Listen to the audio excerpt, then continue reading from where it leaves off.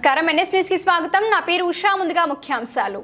జగిత్యాల జిల్లా మెట్పల్లి మండలంలోని మెట్, చిట్టాపూర్, జగ్గాసాగర్, ఆత్మకూర్ గ్రామాలలో ఏర్పాటు చేసిన వడ్ల కొనుగోలు కేంద్రాలను కాంగ్రెస్ పార్టీ రాష్ట్ర నాయకులు జువ్వాడి కృష్ణారావు సందర్శించారు. కొనుగోలు ప్రక్రియను పరిశీలించి రైతులతో మాట్లాడి వారి సమస్యలను తెలుసుకున్నారు.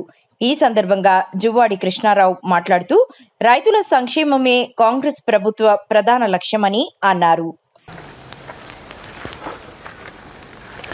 ఈరోజు ఆత్మకూరు వడ్ల కొనుగోలు కేంద్రాన్ని సందర్శించడం జరిగింది.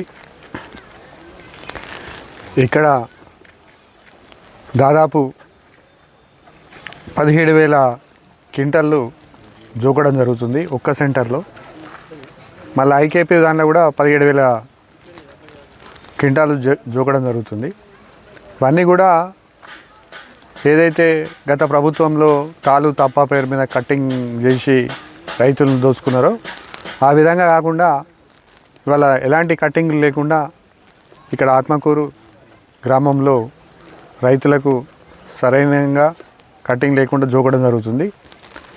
ఇంకో విషయం ఏంటంటే ఈ ప్రభుత్వం మీద ప్రతిపక్షాలు అధికారం పోయిందన్న గత ప్రభుత్వ అసూయతోటి ప్రభుత్వం మీద వడ్లు కొంటలేరు, మక్కలు కొంటలేరు అని మాట్లాడడం జరుగుతుంది. దాన్ని మేము తీవ్రంగా ఖండిస్తున్నాం. మేము ఇప్పటి వరకు దాదాపు మా మెట్పల్లి మండలంలో అన్ని విలేజ్లు దాదాపు కంప్లీట్ అయినాయి. ఒక 2 విలేజ్లు జగ్గాసాగర్ అండ్ ఆత్మకూరు మాత్రమే సెంటర్లు ఉన్నాయి. కాబట్టి వీటన్నిటిని కూడా 3-4 రోజుల్లో పూర్తి చేయమని ఇక్కడ ఉన్నటువంటి సెంటర్ ఇన్ఛార్జీలను కోరడం జరుగుతుంది. ఏదైతే లారీలు కొరత కొంచెం ఉన్నదంటే నేను లారీలు కూడా మాట్లాడి లారీలను కూడా పంపడం జరుగుతుంది. ఇమీడియట్లీ ఈ సెంటర్ కంప్లీట్ చేయడం జరుగుతుంది. దీంతో దాదాపు మెట్పల్లి మండలంలో మొత్తం కంప్లీట్ అయిపోతుంది. కాబట్టి కొంటలేరనే వాళ్ళకు మేము సమాధానం చెప్తున్నాం. ఖచ్చితంగా కాంగ్రెస్ పార్టీ అధికారంలో ఉన్నప్పుడు ప్రతి రైతు గింజ కొంటామన్నాం, తడిసిన ధాన్యాన్ని కూడా కొన్నాం. ఇంకా ముందు కూడా ప్రతి రైతుకు అండగా ఉంటుంది కాంగ్రెస్ పార్టీ రేవంత్ రెడ్డి గారి నాయకత్వంలో.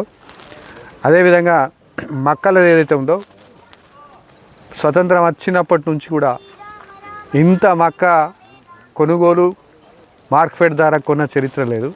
కానీ ఏసంగిలో ఇంత పెద్ద ఎత్తున మక్కలు కొనడం అనేది చరిత్రలో నిలిచిపోతాడు. రేవంత్ రెడ్డి గారు కూడా చరిత్రలో నిలిచిపోతాడని తెలియజేస్తున్నాం. కాంగ్రెస్ పార్టీ చరిత్రలో నిలిచిపోతుంది.